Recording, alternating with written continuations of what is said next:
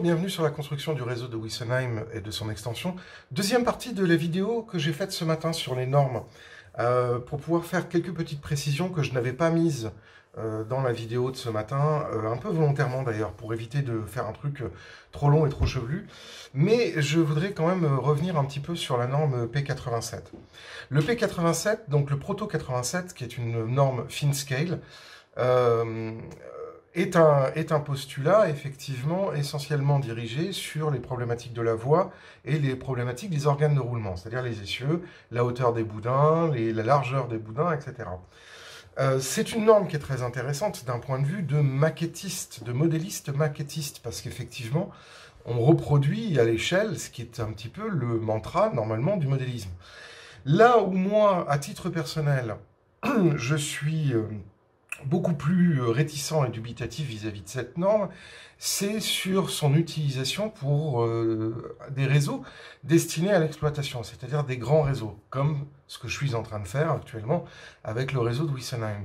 Pourquoi? Parce que au plus on met les organes de roulement à l'échelle, donc au plus on affine notamment les boudins des roues, c'est-à-dire les deux parties qui permettent de laisser les essieux sur le rail. Au plus on a un affinage de ces boudins, au plus les rayons de courbure minimum admissibles sont grands. Parce qu'effectivement, quand vous avez un boudin qui est strictement à l'échelle, sur un rayon de courbure qui est inférieur aux 120 cm, donc aux 1200 mm, vous avez d'énormes risques de déraillement parce que si la voie n'est pas parfaitement plane et l'organe de roulement n'est pas parfaitement ajusté, eh bien les deux boudins de roue qui font office de taquet dans les courbes sur les fuseaux qui sont les âmes des roues sur lesquelles est posé le train sur les rails, vont avoir tendance à slipper, donc avec la force centrifuge, à sortir des rails et donc à provoquer le déraillement. Donc le problème principal que moi j'ai par rapport en termes de praticité de cette norme par rapport à un réseau d'exploitation, c'est que très très rapidement on a deux difficulté. Si on veut faire du Proto 87 sur un réseau comme Wessenheim, il faut multiplier par 4 la superficie du réseau.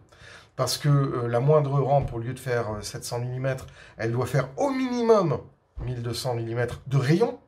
Et c'est conseillé, pour un autre souci, d'éviter de dépasser des pentes de 0,8 à 1%, ce qui veut dire qu'en gros, pour pouvoir faire une rampe hélicoïdale en Proto 87, il faut au minimum une surface au sol où on va pouvoir inscrire la rampe hélicoïdale dans un rectangle de 4 mètres de 4 mètres de côté. Donc, si vous voulez, c'est très bien sur de la théorie et sur des dioramas qui sont à destination, ou des petits réseaux point à point qui sont à destination de certains types de représentation, mais pour un réseau en pleine circulation, jusqu'à preuve du contraire, et par rapport à des contraintes qui sont de l'ordre physique, c'est juste pas opérationnel et pas exploitable.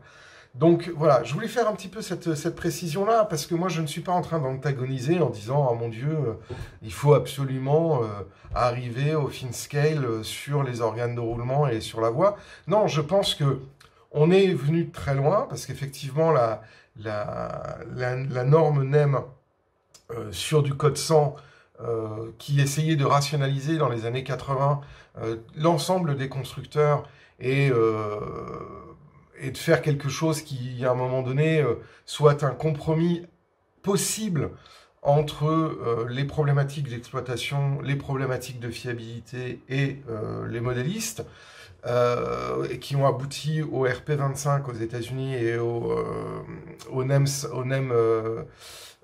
actuel en Europe. C'est un compromis qui permet justement d'éviter d'avoir des soucis trop grands pour de l'exploitation. Maintenant, moi je ne suis pas en train totalement de rejeter le code 100, notamment sur la hauteur des rails.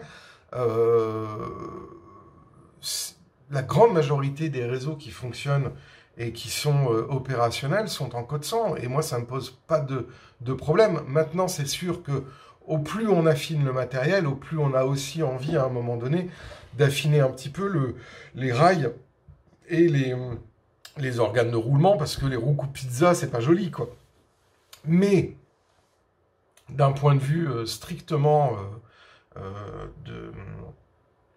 je veux dire, de fiabilité de roulement, il y avait beaucoup moins de problèmes, notamment, c'est surtout que, enfin oui, il y avait beaucoup moins de problèmes avec le code 100 qu'il peut y en avoir avec le code 83 ou le code 75, parce que le code 100 est beaucoup plus permissif.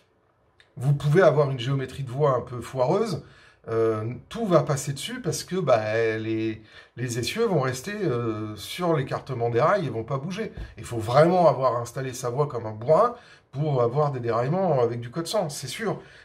Voilà. Donc mon propos, il était surtout de dire que quand on construit un réseau, on a besoin de connaître certaines normes, notamment pour les rayons de courbure, pour les gabarits, pour tout cet environnement-là. Mais je ne suis pas en train de dire que l'une norme est meilleure que l'autre.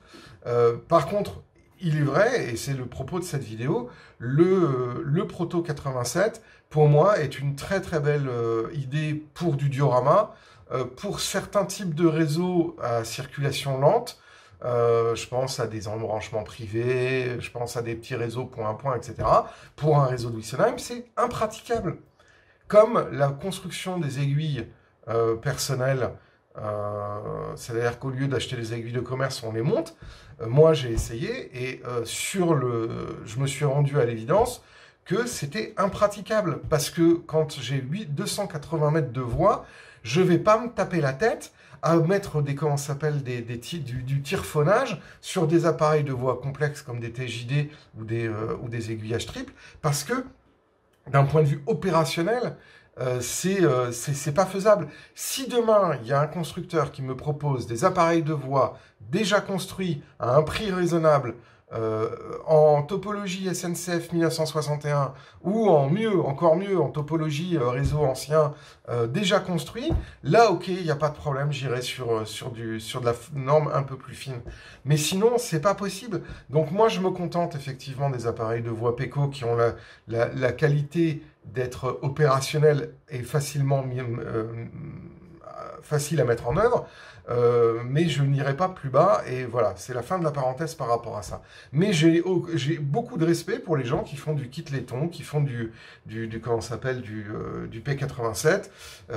Je trouve que c'est une initiative de modéliste qui est très intéressant, mais par rapport à une initiative d'exploitation, le P87 est juste pas possible sur un réseau, parce que les contraintes nécessaires pour faire fonctionner en fiabilité le matériel roulant fait que je multiplie par 4 la superficie du réseau. Voilà, je voulais faire cette petite précision, elle est un petit peu plus longue que prévu, mais je pensais que c'était important. Si vous avez aimé la vidéo, je vous invite à laisser des messages dans la section commentaires. N'hésitez pas non plus à vous abonner à la chaîne si ce n'est pas déjà fait, à cliquer sur la cloche pour être notifié lors des prochaines sorties, et à nous mettre un petit pouce bleu, ça permet d'augmenter le référencement de la chaîne, à donner plus de visibilité de la chaîne sur YouTube, et donc du coup, moi aussi, d'avoir la satisfaction de savoir que les contenus sont utiles pour les modélistes débutants, les modélistes confirmés aussi, et donc de créer du débat sur un autre médias que les médias forums habituels. D'ici là, je vous souhaite à toutes et à tous une très bonne journée et je vous dis à très bientôt.